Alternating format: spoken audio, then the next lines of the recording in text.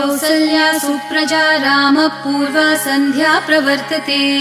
उत्तिष्ठ नरशार्दूल कर्तव्यं दैवमान्हिकम् कौसल्या सुप्रजा रामः पूर्वा सन्ध्या प्रवर्तते उत्तिष्ठ नरशार्दूल कर्तव्यं दैवमान्हिकम्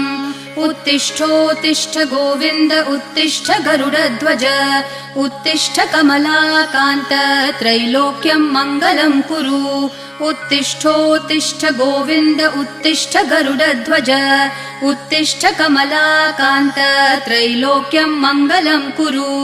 मातः समस्त जगतां मधुकैटभारेः वक्षो विहारिणि मनोहर दिव्यमूर्ते श्रीस्वामिनि श्रितजनप्रिय दानशीले